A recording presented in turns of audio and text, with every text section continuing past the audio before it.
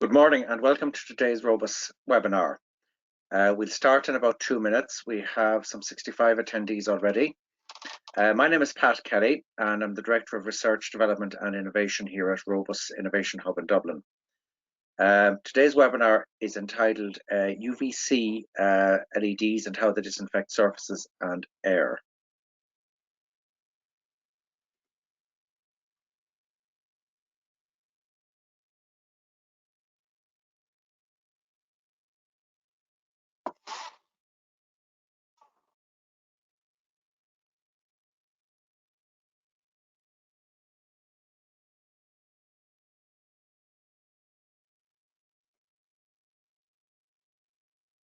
We'll just give people another few minutes to arrive. We have some 69 attendees now, but we have a good number more registered, so we'd just like to give them a chance to turn up on the call. Probably start about 5 past. A very topical subject. We're all in some way or other affected by COVID-19, and the hope is that what I'm going to say today may provide just a little help in dealing with this situation.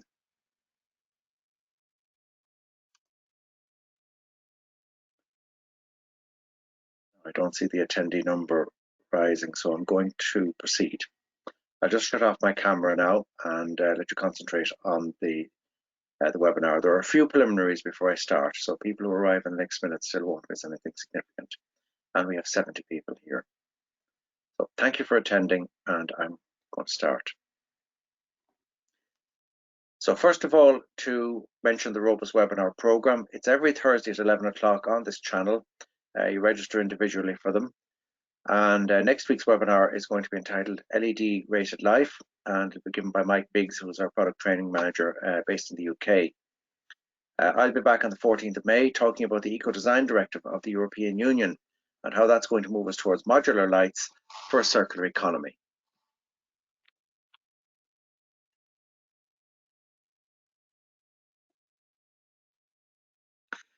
If you are registered on ROBUS Go, which is our ROBUS loyalty app for electrical contractors, you will receive 200 points when you attend any of these ROBUS webinars. Register today on www.robusgo.com and you will receive 200 points for attending this webinar.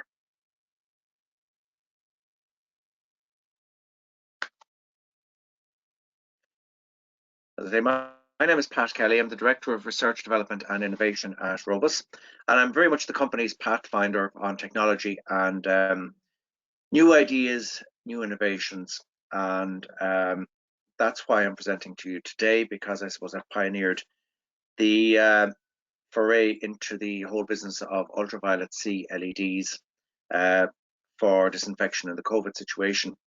I have a background in photochemical work many years ago with ultraviolet C sources, discharge lamps, primarily excimer, and also some xenon lamp work. So this is very much going back into an area where I had considerable experience in working. You may wish to ask me questions during the webinar. Now, I propose to answer all questions at the end, but feel free to ask a question as it occurs to you. The way to ask a question on this webinar is to go to the top right-hand side of your screen and you will see the little control panel of GoToWebinar. And there is a small arrow which you can touch. And that expands out the control panel like this. And you will see down below, you will see a little tab called Questions. And the arrow may be pointing to the right. If you touch that arrow, it will point downwards and will open up the window. And you can see there, enter a question for staff. Just type over that and ask me any question you care to ask. And at the end, I'm going to take a selection of those questions, maybe composite a few of them, and I'll present you with the answers verbally. So let's start. Welcome again to those of you who just joined. This is this morning's ROBUS webinar. If you're not already on ROBUS Go, pop on ROBUS Go after the webinar and you can get 200 points for attending today if you're an electrical contractor. So today is about ultraviolet C as a disinfectant, why it works, and how to use it, and with a specific focus on ultraviolet C LEDs. This will be a very new subject for you, and there are a few concepts I need to go through with you, if you bear with me. One of them is, what is a photon? We all talk about photonics, but I need to explain what exactly is a photon from a physics point of view, and why it has a specific energy. And then I'll talk you through ultraviolet light, which comes in forms called A, B, C, and vacuum. And I'll tell you where it comes from, typical sources. We'll end up at the LED, obviously. And transmitting materials, because not all materials will transmit ultraviolet of all the grades. And then I want to get onto the business of breaking chemical bonds. And that's leading us somewhere, which is effectively deactivating the virus. So how does heat break a chemical bond? And then how does light, and specifically ultraviolet light, break a chemical bond? By a process known as cold processing, the alternative to heat processing. We have to talk a little bit of science here about DNA. Now, we all talk about DNA. We all know we have it in our genes, and it's what makes us what we are. It's got a first cousin chemical called RNA as well. I'll give you a very, very simple introduction to those and to what ultraviolet C does to those, and how that leads to deactivating a virus. And then we're on to the operational side of it. Okay, so how big is a virus? How much UVC do you need to stop the virus? And what's that in optical power? What's that in electrical power? And we all talk about efficiency and efficacy in lighting as in the terms of lumens, and we talk about illuminance in terms of lux. You can forget all those concepts. We'll be using totally different units for measuring how we hit a virus with ultraviolet C. And I want to keep that very simple in terms of optical power. I'll be talking about milliwatts and microwatts per centimeter squared. Okay. A little bit about the advantages of using ultraviolet C LEDs, which are just emerging as a technology that is viable, compared to ultraviolet lamps, and the advantages of using LEDs. We need also, especially in light of certain pronouncements by a certain world leader in the last week or so, we need to talk about safety precautions with UVC, automation, and some theatres of operation applications. Before I proceed any further, I need to stress a few things. This is not a medical device. It's not a therapy. This is no different to any other type of disinfectant that you would use, except it's not a chemical, it's light. So this is only about disinfecting non-living things. Ultraviolet C light is a disinfectant, not a sanitizer. It doesn't kill everything. It can deactivate many, but not all examples of a virus, same as any other disinfectant. And we're all familiar with buying certain well-known brand of disinfectant that says kills 99.9% of viruses and bacteria. You'll see that written on many. You will see some of them saying 99.99%. That's known as log 4. Okay, so 10 to the power 4, 10,000 virions, you're left with 1. Okay, always left with 1. Nothing is 100% here. And I must also stress that ultraviolet C exposure is harmful to humans, animals, and plants. It is not a treatment. It is not a therapy. It's a disinfectant for non-living things. Right, we'll give you a slightly lighter photograph here. And there's a simple message here. Some things only come in whole numbers. You can't get hit by half a wave. Go down to the beach, wave crashes on you. That's a wave. You can't have 0.47 of it, or 0.53, or half, or a quarter. The point here is light is a wave. But I'm going to be telling you now that light gives its energy up in packets, and there are fixed energy packets called photons, and they're related to the wavelength. So message number 1, you can't get hit by half a wave. Some things only come in whole numbers. Light is one of them. So just a word about photons. I put a little photograph of Albert Einstein on here. This is the only thing he ever got a Nobel Prize for. And to understand light and how it works in disinfection, you need to get your head around photons. Now, I'm going to keep this very simple. So light behaves like a wave, and you can create interference patterns with light. Go down to the seashore or a lake or get a basin of water, throw 2 stones in it, you get 2 wave patterns, and watch what happens when they mix. The crests add and subtract. That determines how much of whatever it is, how much of the wave you get. And for light, it determines how much light you get. But what's absolutely critical is you can only extract that light in fixed amounts of energy. It's a bit like a gun that only fires one size of bullet. So your light bullet is called a photon, and it is an absolutely fixed amount of energy related to the wavelength. The shorter the wavelength, the more energy in the photon. So this is the business about you can't get hit by a fraction of a wave.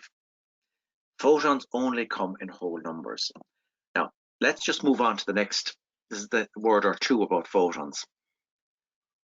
What happens is, when a light wave hits something, like your skin, for example, or the desk, photons appear there, and they appear in whole numbers.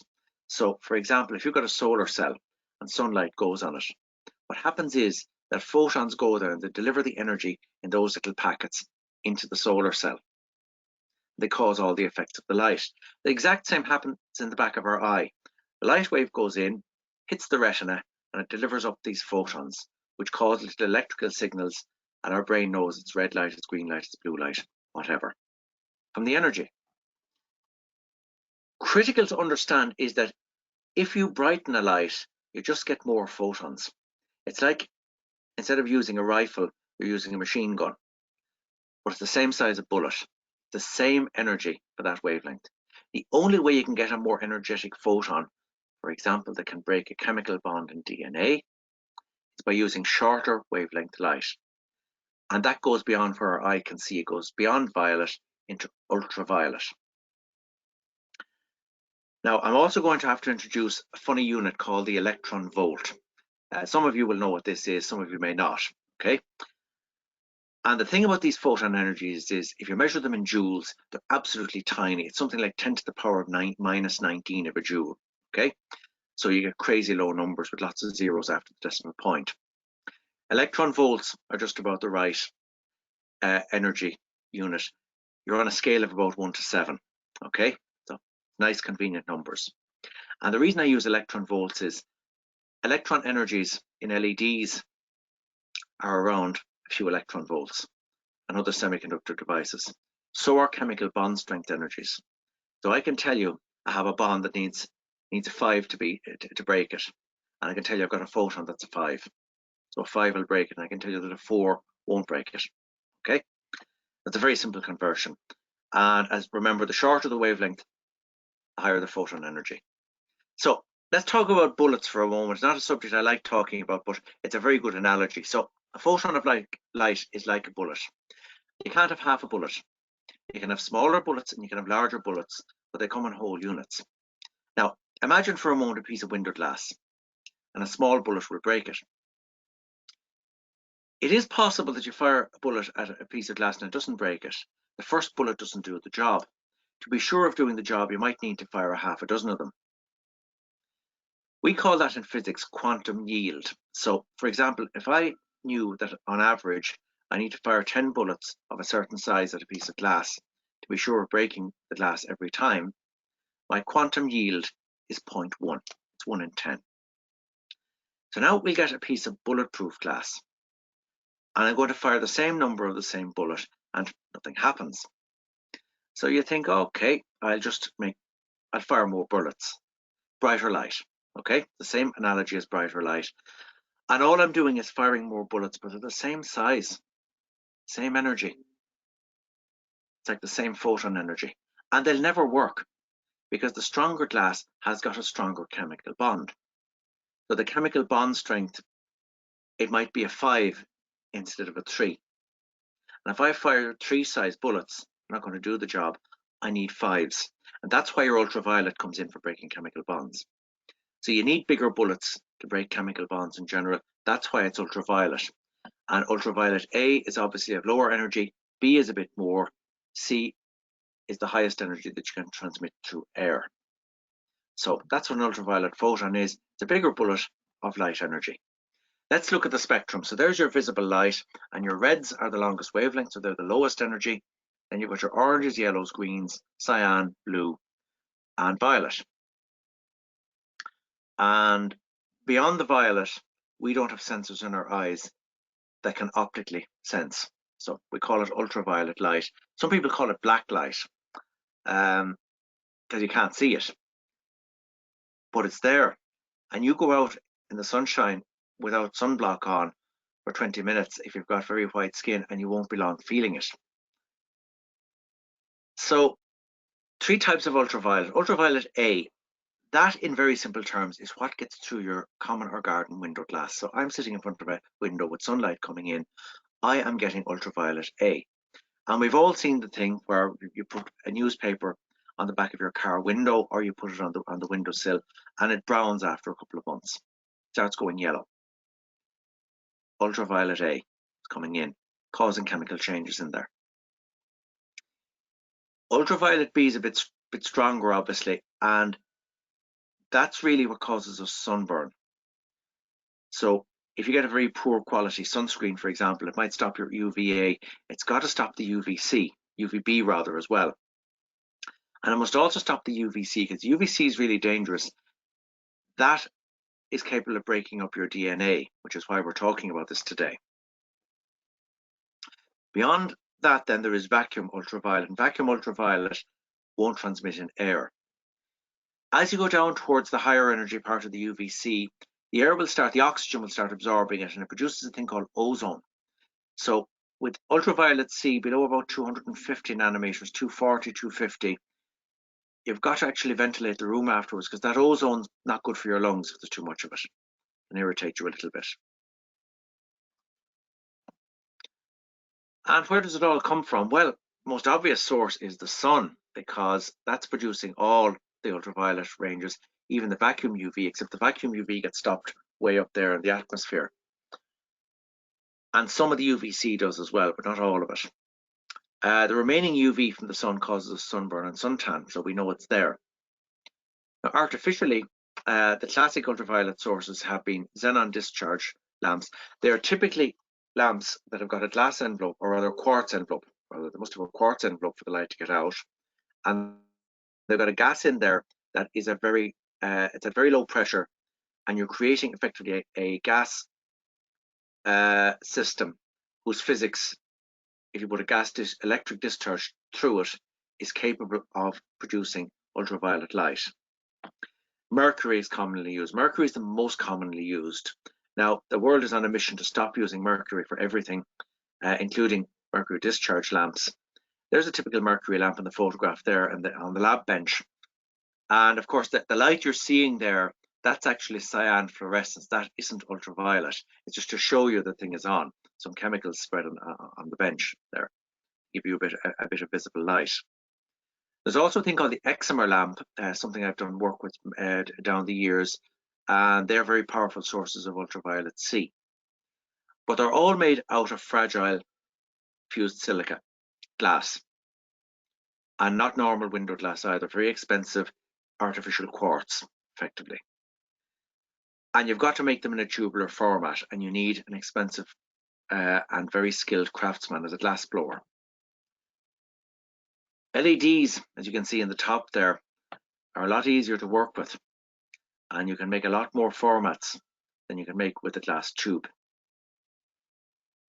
Just a word about ultraviolet materials. A lot of the materials that we're used to using in visible LED sources, luminaires, for example, are out of the question for this. So your typical glasses, soda lime glass, borosilicate glass, simply will stop all of this ultraviolet C light.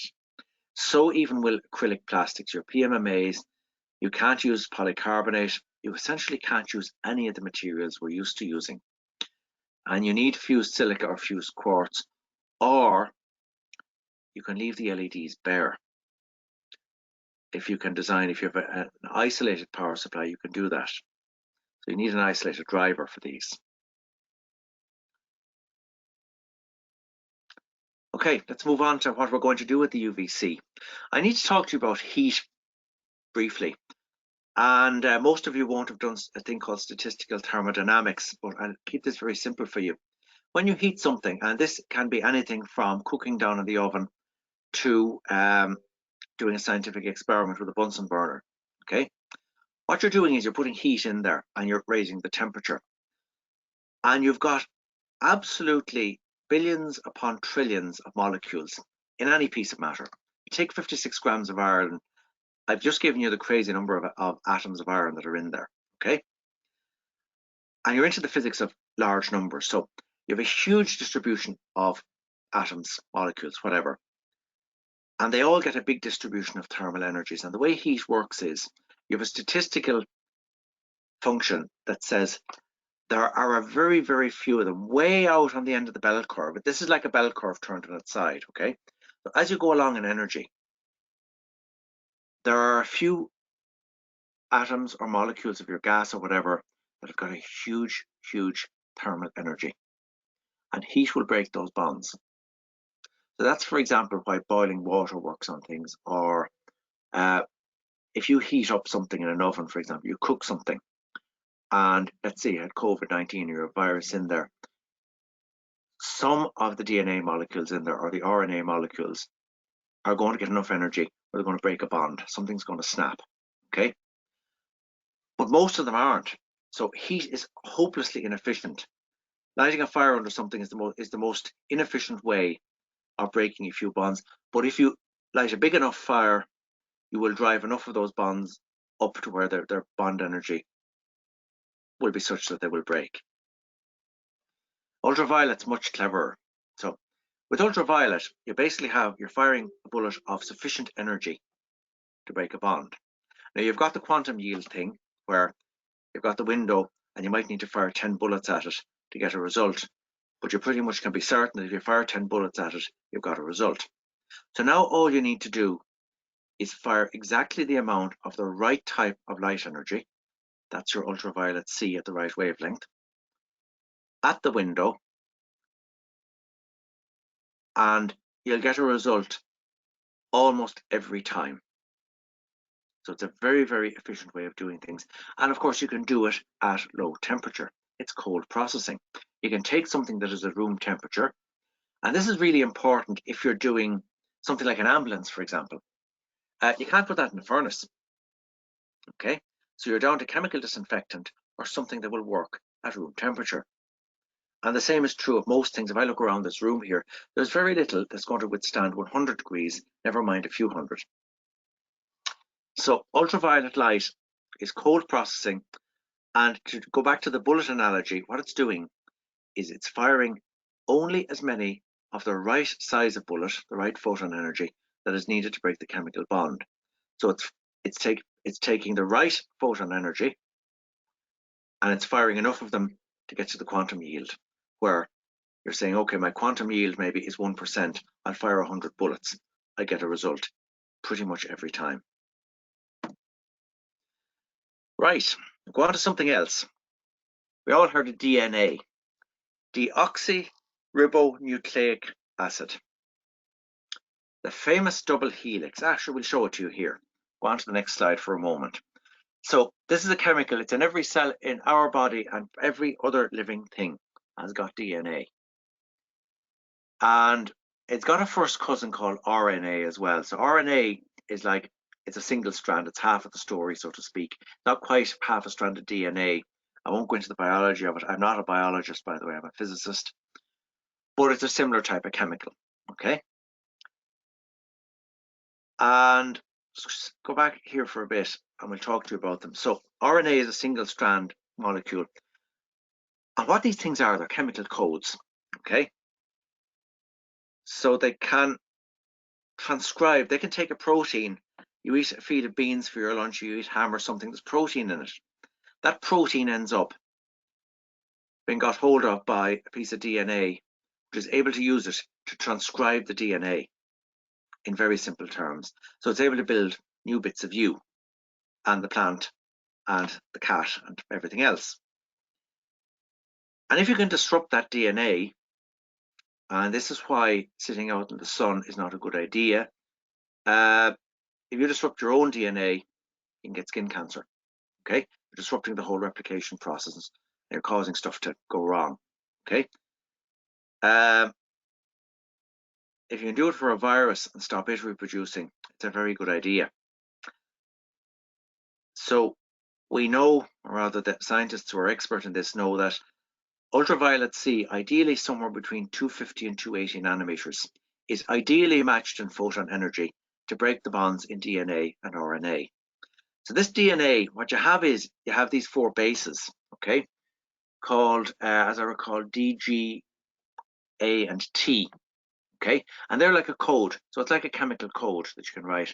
And with 4 bases, you can write a huge amount of code, enough to make us. One of those bases, the T one, is particularly susceptible to being broken. And when a couple of them are broken beside each other, they make this thing called a dimer. It's like 2 of them bonding together. And that really interrupts the whole transcription and replication of DNA, and it leads to cell death. Now, let's get to our friend the virus. The SARS-CoV-2 virion, severe acute respiratory syndrome, coronavirus 2, to give it its full name. And this is just a colorized electron microscope of what it looks like. And you've got this big, what would I call it, virion in the middle, and you've got these proteins sticking out of it. It's not the first time we've had this coronavirus, you see. There have been a number of them. And those of you traveling to China and Asia around 2002, 2003 will remember SARS. So that was the first one of the SARS family.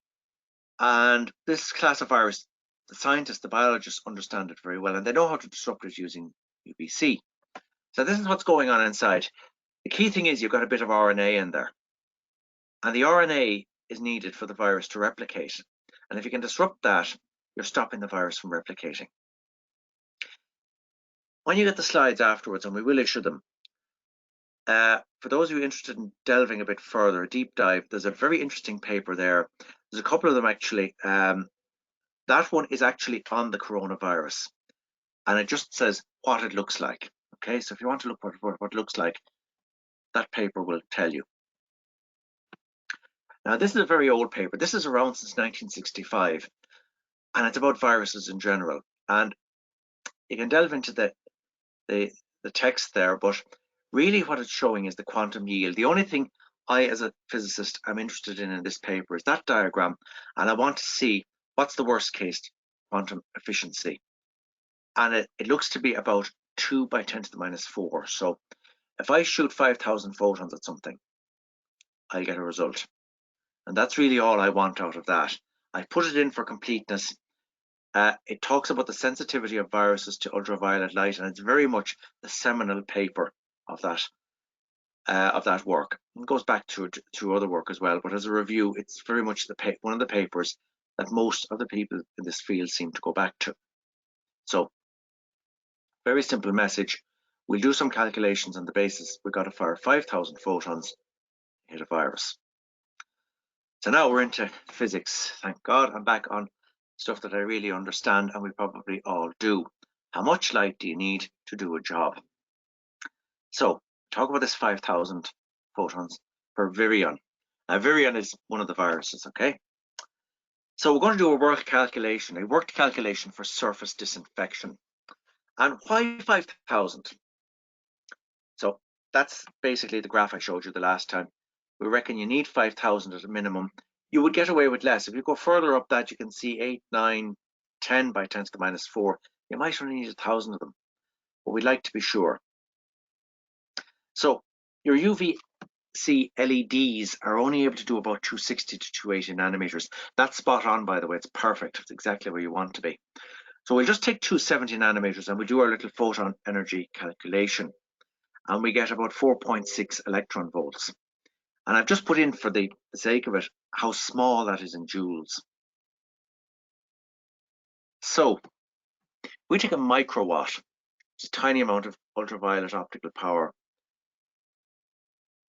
That tells us that we're firing about a million, 1 trillion photons every second at whatever surface area that power is landing on. And if we want 5,000 photons a second, we need that number of microwatts of optical power.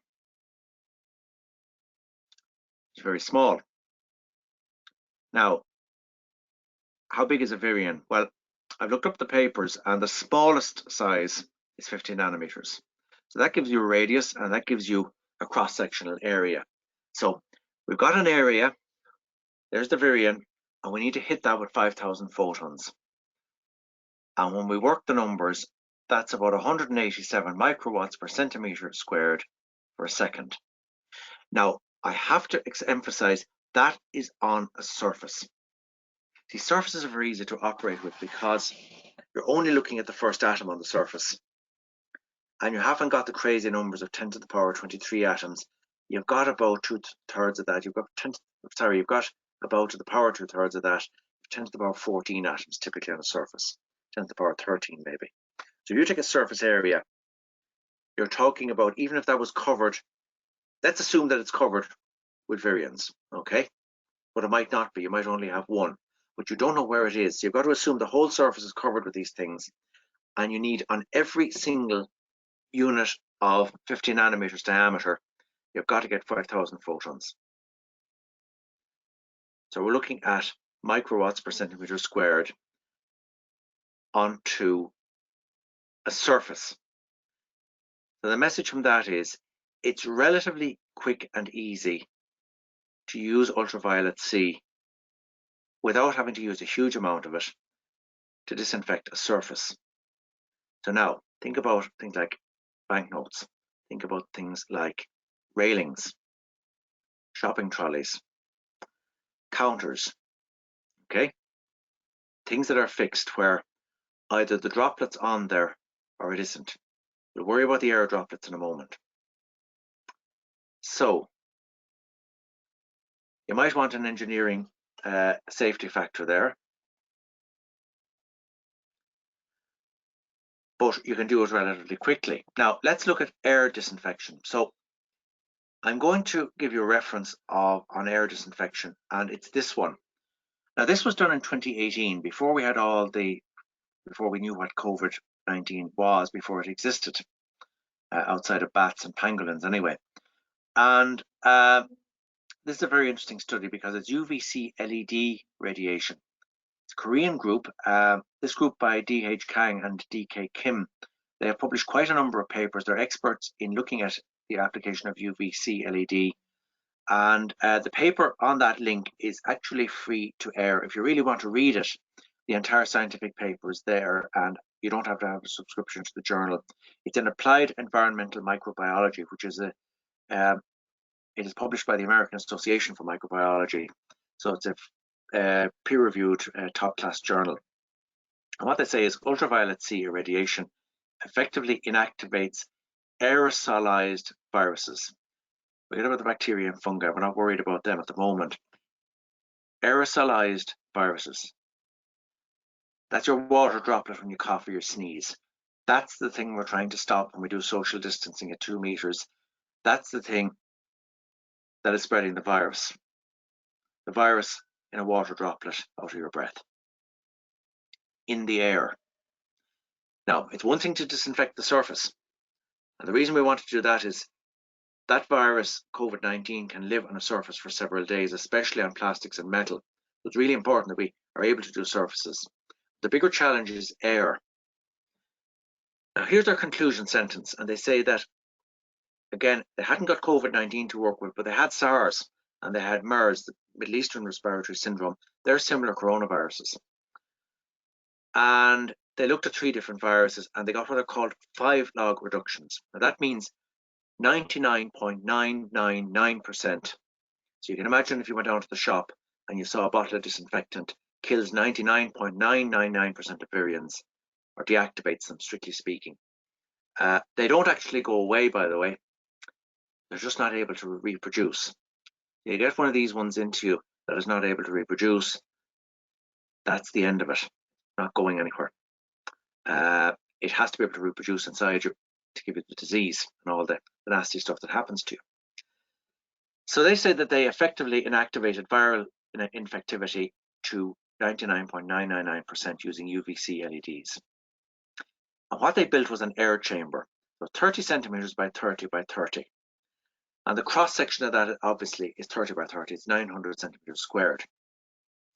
Now I looked at the LEDs they used, and they're biologists. Look, they use different units to us, and I spent about 3 hours working through this paper this week to get the exact numbers in terms we'd understand them. So what they had, in effect, if we use 25 pieces of a 2 milliwatt ultraviolet C LED, now we know LG Intertech are producing those, and they mention LG Intertech's LEDs in the paper, so that's what they were using. So that's 50 milliwatts of UVC power, and over 900 seconds, that's 45 joules. And they say in the paper they needed 45 millijoules per centimeter squared. So that means that in 900 seconds, just 15 minutes, you can cover a meter squared of cross-sectional area if you've got 50 milliwatt of UVC. So now we know how much UVC we need if we want to do air. Now, just imagine for me, if you will, for a moment, the cross-section is key to this, okay? Let's just look at the next picture here. So you see that chamber they made there, 30 centimeter by 30 centimeter by 30 centimeter, and you can see the little LED array. Okay, that's on 25 of them there, but they had that shining down, and effectively it's lighting up the bottom of the chamber. Now, the only reason they're recirculating the air, this was an experiment, obviously, and they didn't want any of the droplets to land on the surface. They wanted them to be all in the air, a measured number of droplets in the air, and a measured amount of the virus in the air. And by circulating the air at high speed, they were changing the air in that every second. You create so much turbulence that the virus can't land on the surface and settle. Okay, so they kept it in circulation in the air. Now, just imagine for me, if you will, that box and it's 10 times deeper or 20 times deeper. It's a big long shaft. Okay, and you see the same amount of so long as it's the same cross section, the same amount of ultraviolet light is going to work for you there. And the reason it's going to work is that the ultraviolet light will shine through the air, and there's very little going to stop it. Okay, a virion may scatter it or absorb it, or a dust particle may scatter the light, but very little of that light is going to be lost. If you went down, put that down a mine shaft, even 10 or 20 meters, you'd pretty much have all the UV light down at the bottom of the shaft as well. So you can have a very long path length through air. And the way to build these systems, if we are building them, is to have a small cross section and a very long corridor. Imagine a hospital corridor. You clear all the people out of it, you put interlocks on all the doors, and you shine the UV light from the door right down the corridor. You're getting the same flux of light all the way down. So you can do long areas. It's really designed for doing very, very long areas as opposed to cubic areas like that. Okay, I want to say something else about UVC LEDs. You will see in the papers, and you'll see, by the way, I'm sure you're all being bombarded by companies in China trying to sell what are Mercury discharge lamps, basically. And you'll see that they'll send you something about UVC lamp. If you see the wavelength 254 nanometers or 254.7 nanometers, that's a Mercury discharge lamp. It's glass, it's not an LED. Now, we're back to our old fluorescence in a way, and the starter, the igniter, and the ballast. Because as soon as you ignite the discharge, you've got to have something to stop a crazy amount of current being drawn and burning out your supply. So the analogy is the fluorescent lamp. And the thing about low pressure discharge lamps is that it takes several minutes to get them warmed up. And they're not efficient until they're warmed up. And you don't get the output that you think you're getting until they're warmed up. They're not designed for switching on and off rapidly. LEDs are perfectly designed for that. So if you compare the output of an LED, if you have a design radiance rate, and we'll just call it 1 for argument's sake, you get slightly over 1 the moment you switch on those LEDs, and it stays that way. Yes, you get a little bit of lumen depreciation as the LEDs warm up, and that is going to happen. So you design in for that. So you design in, maybe you say, okay, I'm only going to get 80% of the rated UV, and you design in for that with the maintenance factor exactly as you would in a lighting scheme.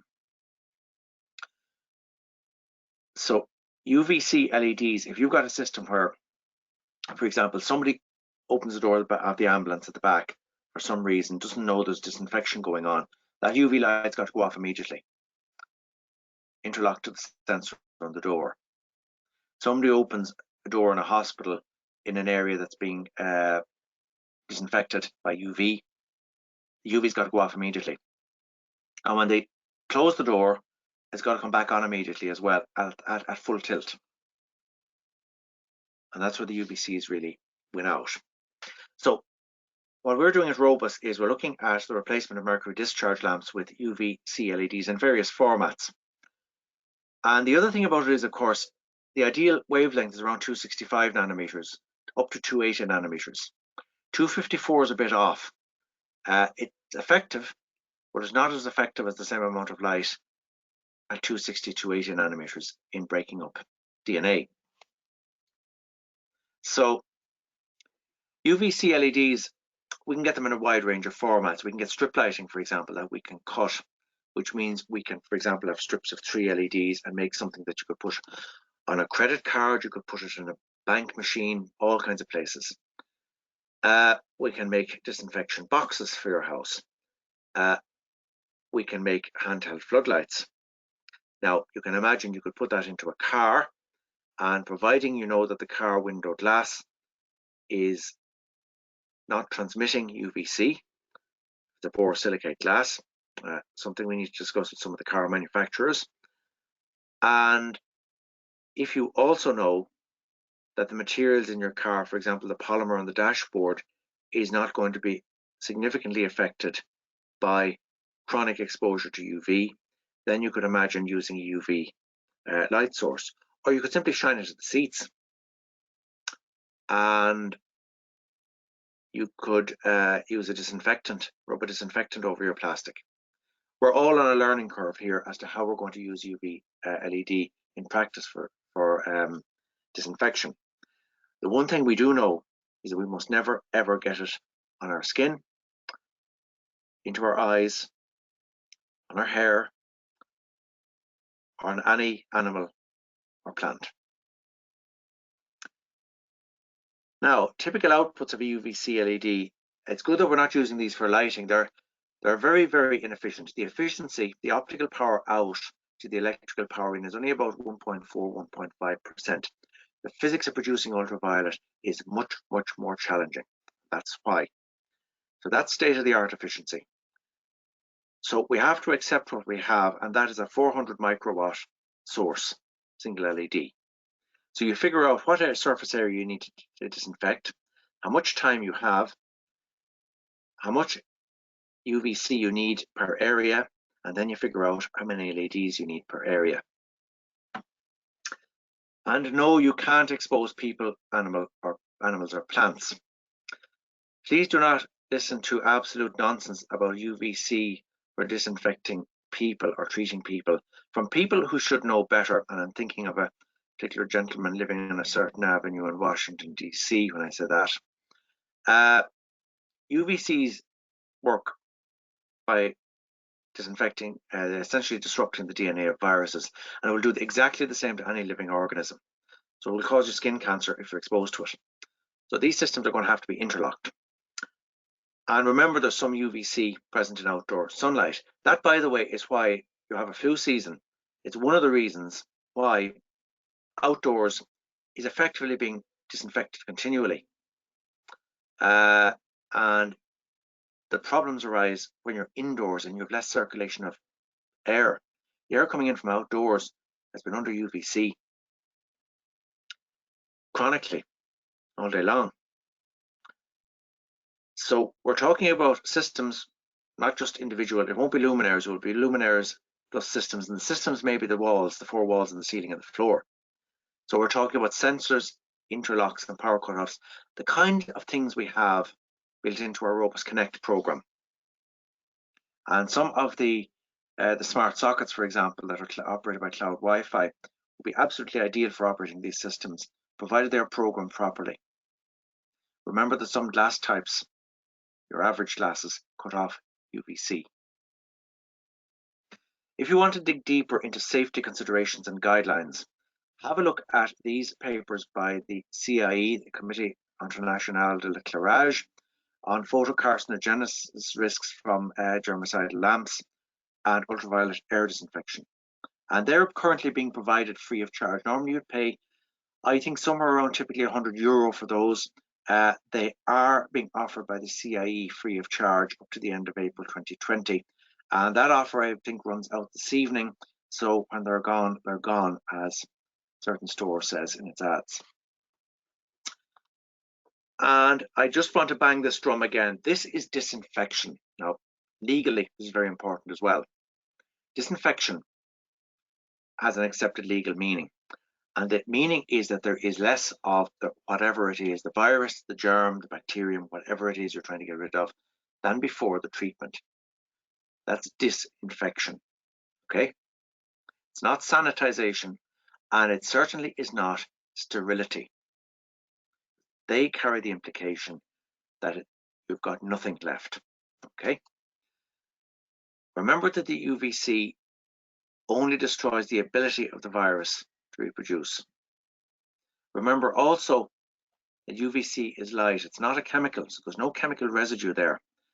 If I get a typical well-known household disinfectant and I do the desk in front of me here, I have a reasonable expectation that if I cough at that desk probably a minute later, that anything that I might have is probably going to be killed by the residue that's still on the surface. That's not the case with UVC light. You take something put it under UVC light, you cough at it or touch it 2 seconds later, not disinfected anymore as far as you were concerned, okay? It is possible for occasional variants to survive at random. If you increase the exposure, you get more 9s in your 99.99%. So all you're doing here is reducing the probability of virus transmission. And that's what we're all doing. If you think about it with our masks and our social distancing, they all help. This helps. It's not a magic bullet. Just want to mention a little word. This is from Trinity College Dublin in the University of Dublin in just downtown here. And if you look at their website, you'll see that news article, which is free to air, and you'll see that photograph on it. We're doing a little bit of work with Acara. We've mentioned this publicly before. They have a robot called Violet, and Violet is designed to walk around hospitals. It's currently wearing a nice Mercury discharge lamp, and again, that's just the cyan fluorescence you're seeing. And we'd like to look at putting LEDs on that. So doing a little bit of collaborative work there as one of the possible systems. We're developing other systems ourselves as well. So obviously, healthcare is one of the places you'll want to use it. But you need a wireless control system operating from the mains on, for example, an app using maybe the ROBUS Connect Wi-Fi socket adapter, and preferably with interlock sensors on the doors, because you want to cut the power the moment a door is opened or window. In the community, this is just a photograph of what's being done by the Shanghai bus company, and the Chinese have been doing a huge amount of work on disinfecting buses, trains, all kinds of vehicles, even banknotes. In fact, anything that will not be damaged by UVC, but always in the absence of people and all living things. They close the doors on the bus and they flick on the power wirelessly. And again, you can probably see that most of those are Mercury discharge lights. And really, they only come in that tubular format. And if we want to do some of the nicer stuff in the future, and we will need this, the market's going to need this for the next number of years, the way things are looking. We need the other formats, which is the UVC LED. We take an ambulance, for example. Disinfecting an ambulance is a complex matter, and doing it with a tube is very difficult, because I've had the fortune never to have got into an ambulance, but you've got a couple of stretchers inside that box, and while it's a square box, you shine light in from the door, you're going to have shadowing effects. So if you have a strip light, for example, you can have a strip light under the stretchers. If there are particularly unusual corners that you want to reach into, you can put 3 LEDs on a strip in there. And there are studies at the moment, that's a very interesting paper, which was published a couple of years ago, again, before all this started. And it's looking at the effects of the fixtures and surface reflection and so on. UV tends to be absorbed, by the way, by things. Tends not to be good as a reflector. It also scatters like heck. You think any of you have heard my presentation on HCL, human-centric lighting, will know I talk about blue scattering 9 times more than red. Well, ultraviolet probably scatters another 9 times more than blue. So you might want to stick extra LEDs in corners that you can't reach, and obviously that's where the LED wins out. So to summarize, UVC LEDs can help to reduce the risk of COVID-19 transmission.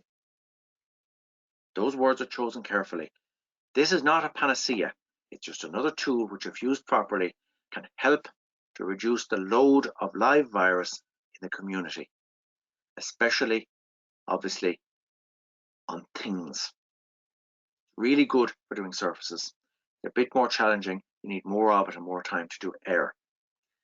It reduces, but it does not totally eliminate viruses, same as any other disinfectant. Thank you very much. Now, I'm sure that you will have questions, which I will be very glad to answer.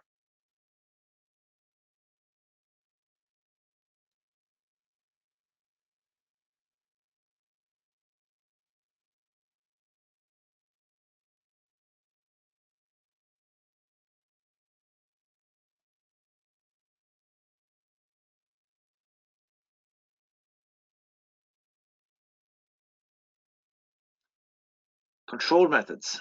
Okay, I've got a few questions here. If I just expand those out there. Oh, we've got plenty of questions. Sorry, I just couldn't see them in the window there. Okay.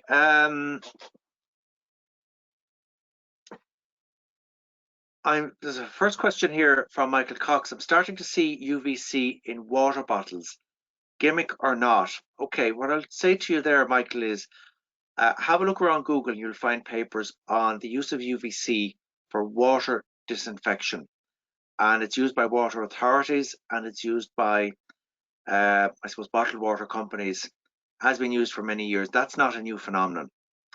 In that respect, it's not a gimmick.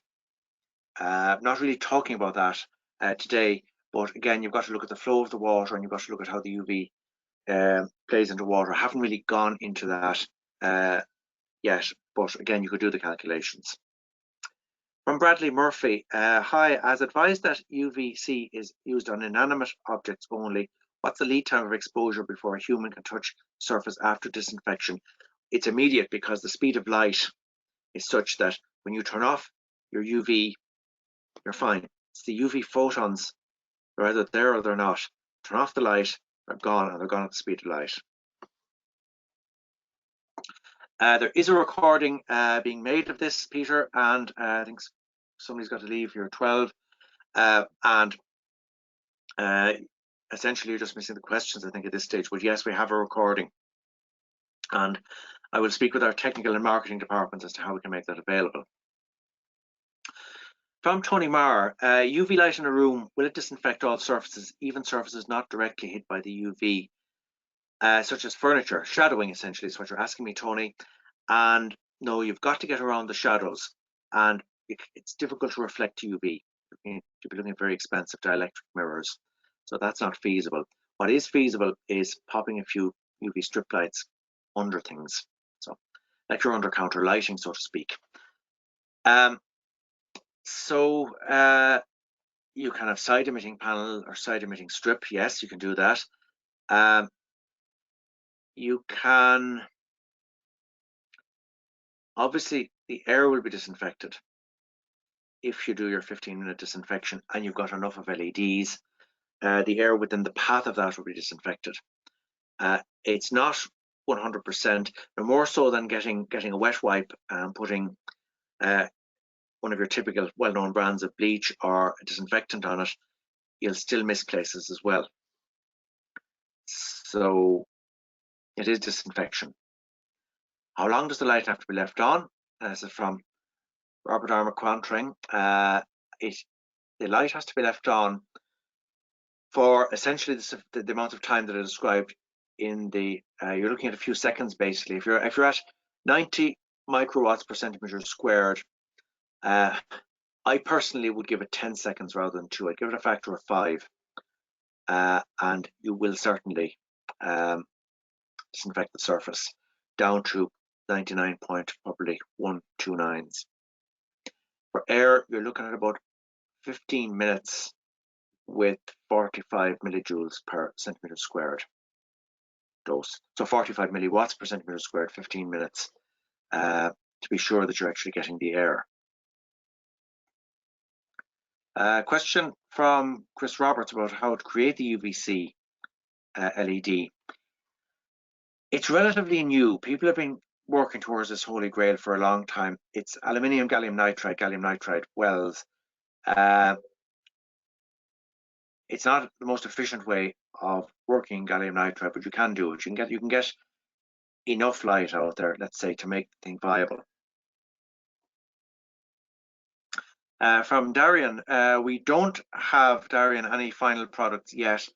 This is relatively, our motivation, let us say, to go into this field is relatively recent, obviously with the current situation.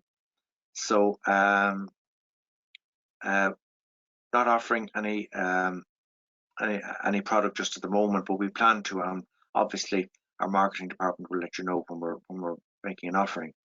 We're still in the research phase. Another question from Gareth: any work being done on the control methods of this? Essentially, what you have to do is create a space which is light tight from the UV point of view. So a glass window can be black to UV. Okay, it can be a blackout.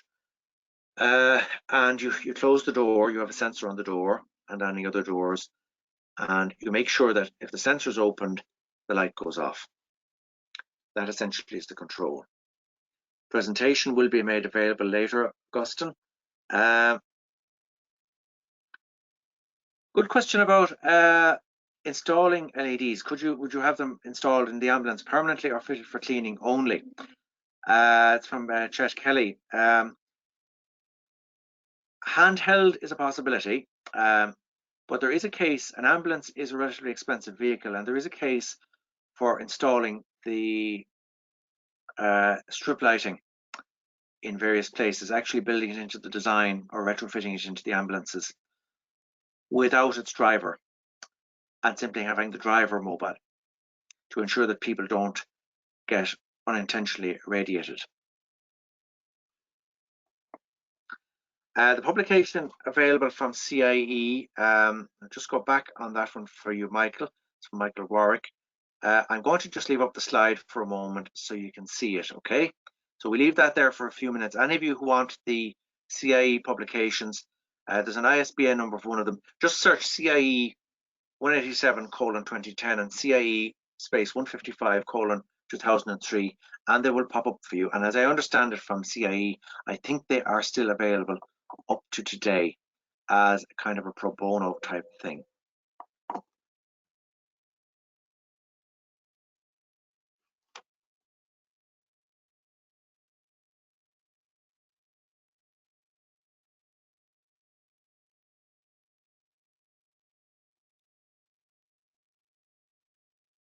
Okay, very interesting question here from an interior designer, from Claudia Feeney. What is the practical use of a day-to-day life indoor? Is it too dangerous in a house? Do we suggest it for homes or for carers systems? I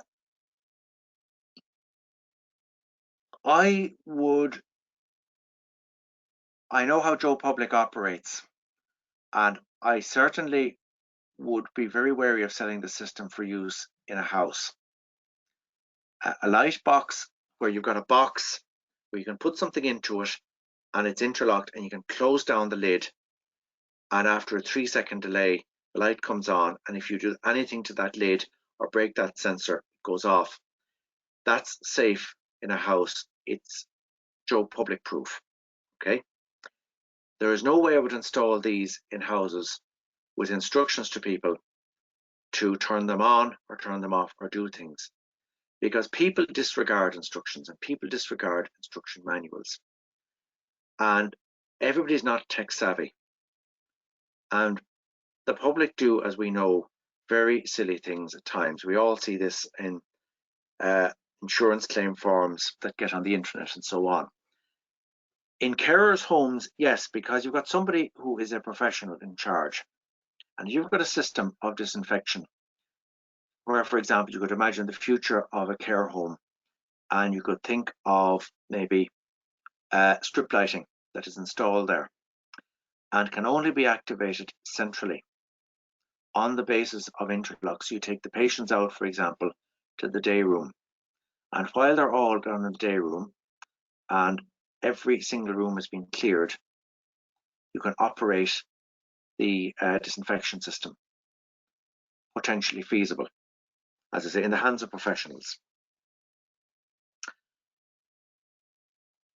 A question from Nina.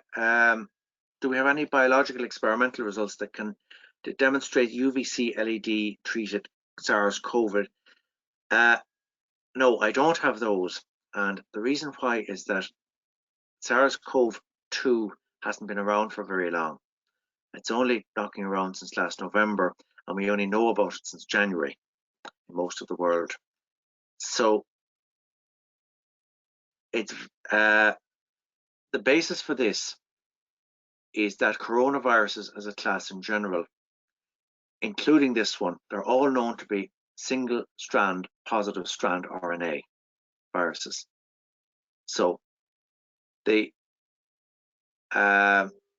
scientific view of the photobiological experts, and I am not one of those, is that if you take a coronavirus which has got single strand, positive strand RNA, and that's its basis for replication, and if you can deal with that using UVC, if you get another one of the same class, you're going to have the same effect.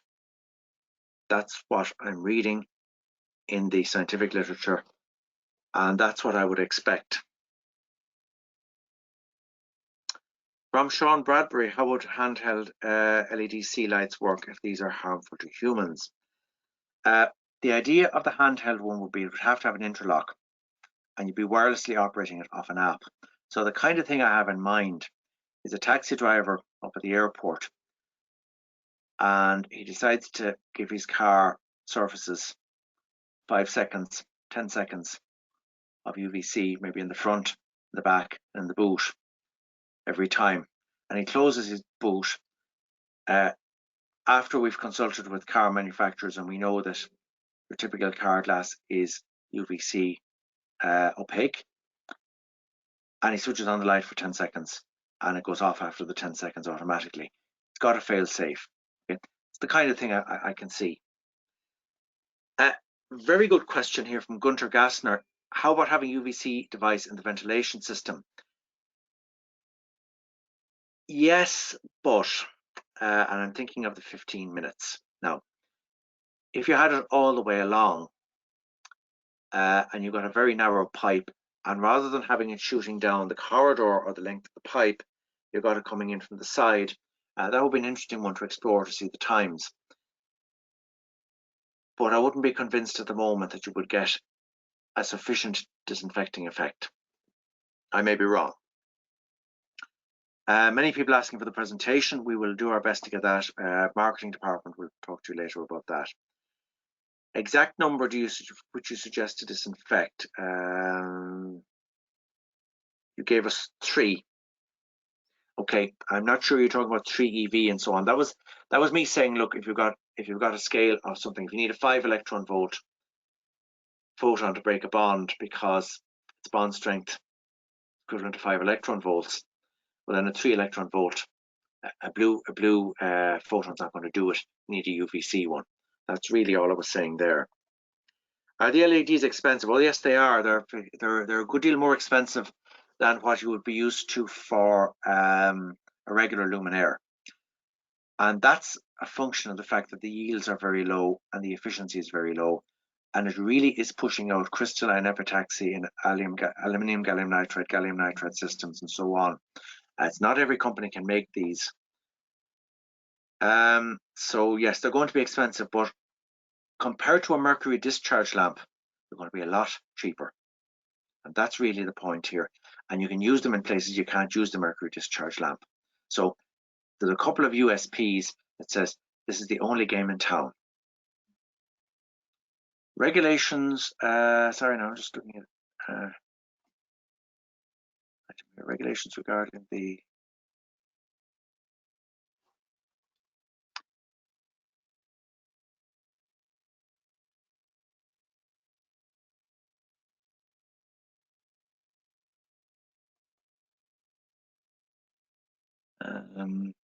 sorry, Lillian, I cannot read that question. The regulations, obviously, on UV, essentially you're looking at those CIE papers, plus there are other regulations that have been introduced. I think the IES has introduced one as well in the last week. And if you Google online, you will find something, I think. Can UVC be used to disinfect things like clothing without causing harm? There are interesting experiments going on in Victoria in Australia around this. Publications a couple of years ago, actually. The idea of having special fibers that would be designed to be UVC resistant. And you'd actually have a new form of dry cleaning inside your wardrobe. Now, it mightn't necessarily be UVC. I wouldn't like to get my wife's nice red dress because she mightn't be the lady in red anymore. She might be the lady in kind of brown, yellow, whatever. Look, you know what disinfectant does? It bleaches.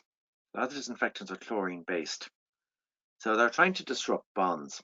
And when you disrupt bonds, you know what happens, for example, if you take sunscreen and you take a white t-shirt and you go out in the sun and you see what the sun does, you see that kind of browning effect. That's got to happen if the chemical is doing its job. And when you break bonds, effectively what you're doing is you're changing the way in which those things absorb light, and you're causing a tail to come in and absorb some of the blue. That's what causes things to look yellow.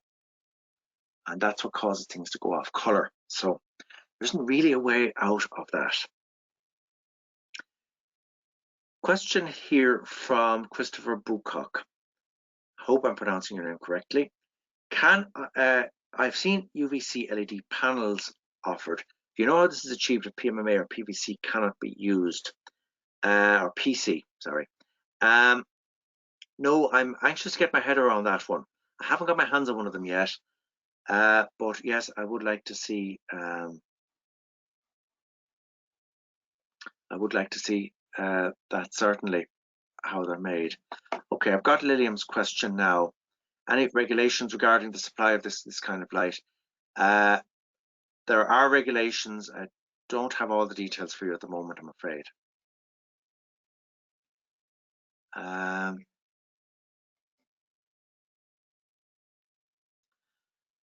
very interesting question from Colm Lee. An apple with the DNA altered by light or clothes. I wouldn't leave food out in this. If in doubt, leave it in the dark.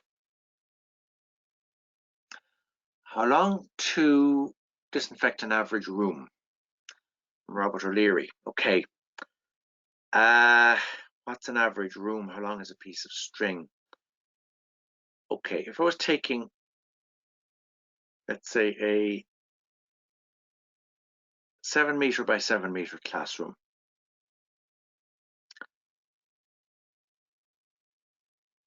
you'll probably have a 2.5 meter ceiling, 2.4 meter ceiling, maybe a 3 meter one. So I would operate from the ceiling down.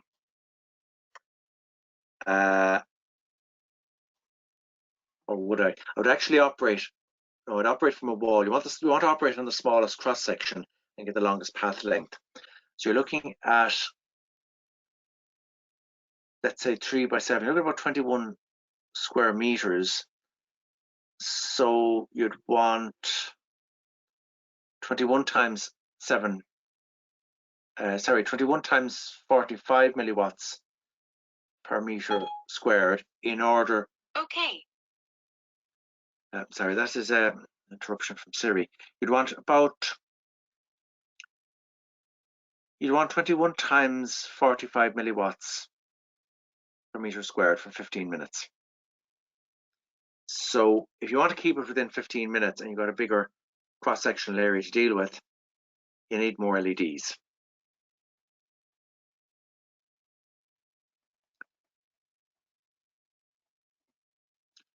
Very interesting question here from Sean McGee. Can it be used to disinfect disposable PPE products safely, which is in such demand? Now, that is certainly one of the experiments I'd like to do early on. It would even take face masks. I'm seeing this close up at the moment because my mother, unfortunately, has got COVID-19 for the last 2 weeks and is struggling a little bit with it, but putting up a very good fight. And I'm seeing this at very close hand. And even my own face mask. When I go over there to the window, I would like to pop it in a box, ideally. And when I will have hold of some of these handheld lights tomorrow, I'll be very much trying that myself. But I don't have the biological capability to measure it, so to speak. So we'll work with a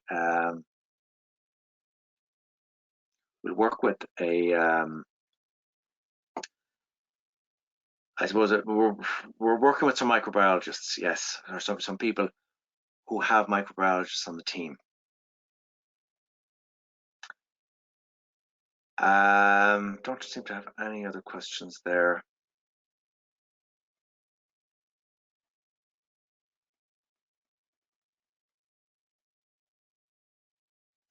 Okay, I'm just going to say thank you very much again for attending, and I hope it has been useful to you. Remember to log into your ROBUS Go. And I suppose as I give this today, okay, we've been asked for a Survey Monkey as well. Is there a maximum distance for effectiveness? This question has come in. I suppose going back to it, very little is going to take out that UVC light. So I could shine it from here. I'm sitting up on a window at the moment.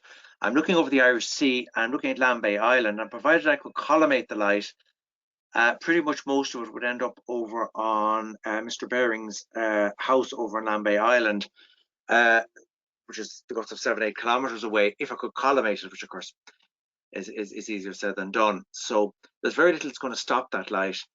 It's like any other light. If I take a floodlight and I've got a collimated going down a corridor, you're really looking at the light spread that is going to reduce the luminance. And we don't talk illuminance, obviously. We talk optical power in the case of UVC. So I'm going to finish up there. Thank you all for attending. I encourage you to go into ROBUS Go and get your 200 points. Points make prizes, as somebody used to say on the television many years ago. And I'd like to thank you for attending. I've been particularly motivated given this seminar, given my mother's situation. And I hope it does some good for humankind in general. Thank you, and good morning.